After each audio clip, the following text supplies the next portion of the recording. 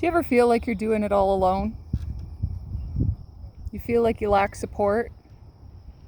You feel like the people around you really just don't get it? You're not alone in feeling this way. I'm Holly, and I'm sharing a part of my journey to bring courage and inspire you on yours. And for a very long time, I felt like in the beginning, I thought everyone thought like me. Then I started to realize how different I actually am. I can't even lie. And I started to see the truth of those people around me and who I was surrounding myself with.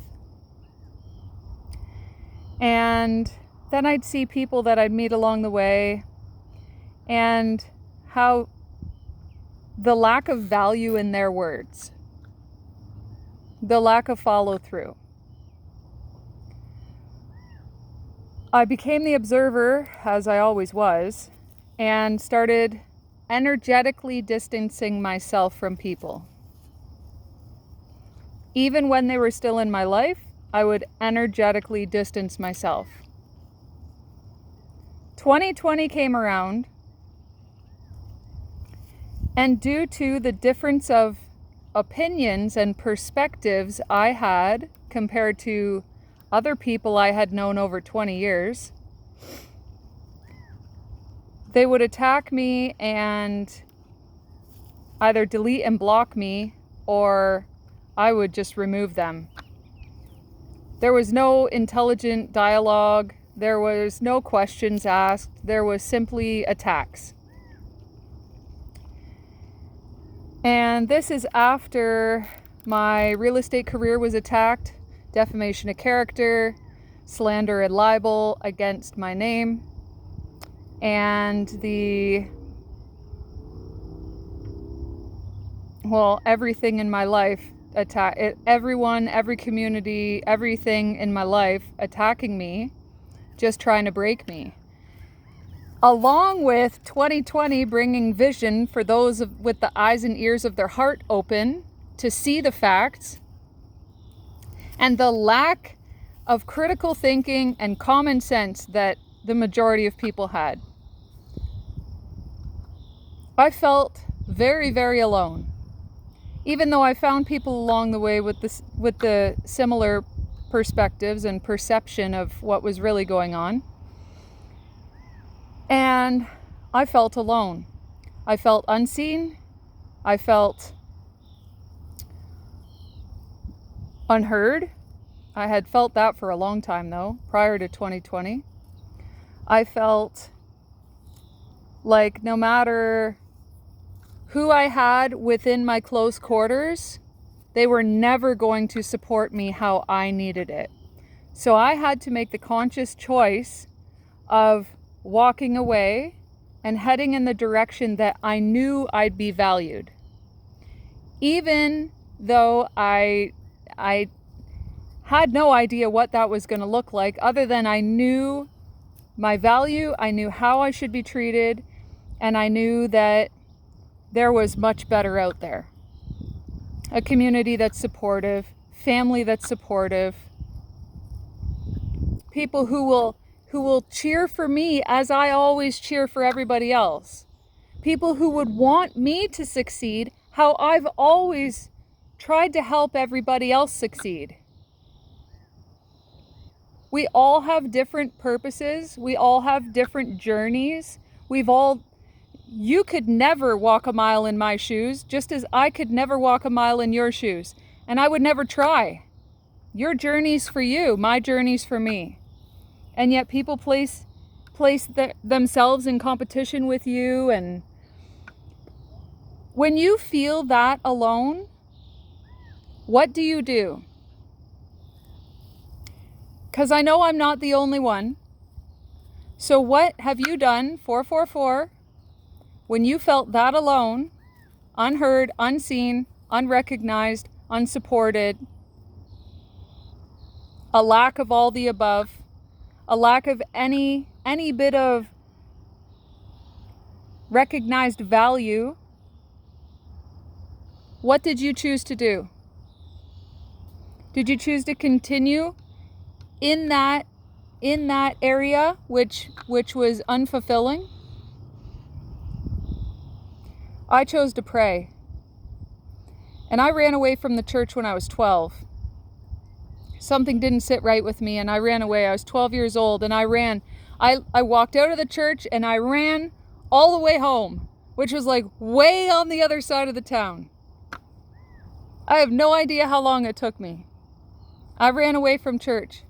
And so what I did when I realized how alone I felt, I prayed. I had no idea at that point. I was uncomfortable with the term God. I was uncomfortable with the name Jesus. I had no idea how I was connected to those names that people have created. Because they're not the original name. They're creations. And so when I prayed, I've always known there's something greater. I've always known that energy is all connected and my words are powerful. Otherwise, I wouldn't have been silenced for so long. And so I prayed. And how it started was I looked on YouTube for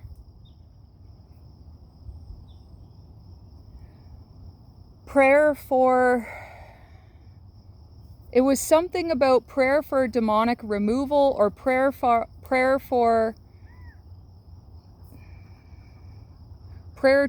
to rebuke demons. It was something like that, something. And so what the man does, I'll try and find the same YouTube channel and I'll put the name down in the description box so you can find it too. Because what he does is he prays, where 2 or more are gathered, there I will be in the midst of things. And so all you do is you come into agreement with his prayer, and the release, okay, so when you release, sometimes it's energetically too much. You may feel sick to your stomach. You may feel like dropping to your knees and crying. No matter what happens, remain in gratitude. Do not allow anger to come into your energetic field. Anger is not yours. That's the enemy. You remain in gratitude.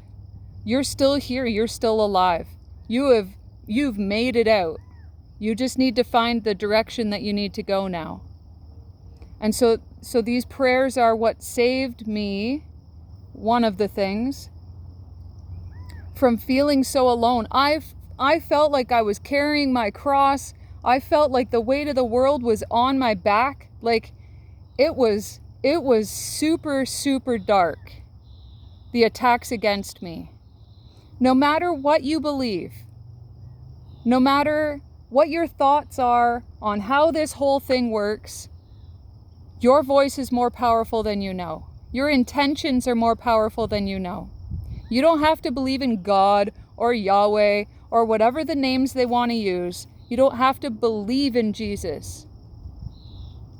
Knowing him and believing what you're told are two different things. The church is a corporation. That's all it is. The real church is within. This is your church. You don't have to go and sing gospels and hymns.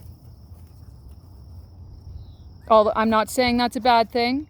I'm not saying that's a bad thing, because I have witnessed singing gospels in the church, in the Mennonite church, and tears flowing from my eyes because I felt loved by Spirit. So I'm not saying it's a bad thing. I'm saying the intentions of the church you attend. The Mennonites are totally different than the mainstream. Pray. No matter what you believe you're praying for, you don't have to say, "Dear God." You don't have to say, "Amen." You don't have to do all that.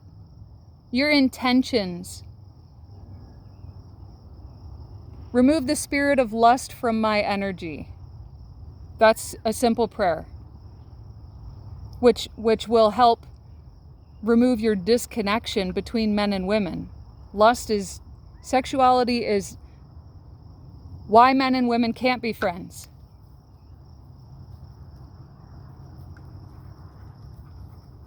You can say something like,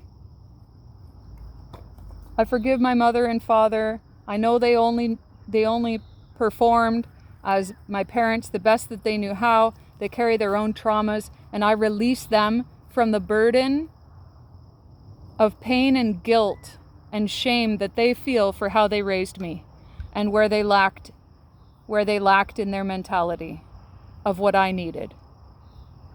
That's a prayer. It's simply your intentions. 1044. Pray and use your voice, not just thinking it.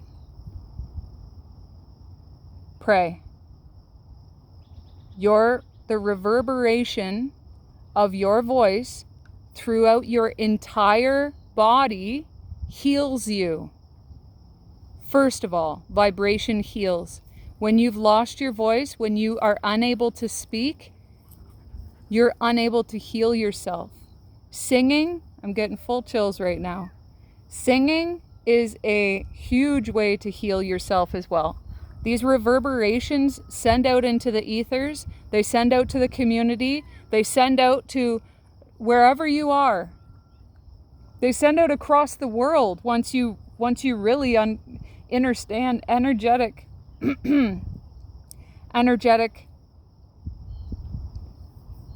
swapping and sharing and the reciprocation of what you put out, you get back. So use your words wisely. Do not invite anger into your being, your body, your soul, your mind, your heart. Remain grateful that you're still here. You've got a purpose and you will find it. Mwah. Bliss for each and every one of you. 1212.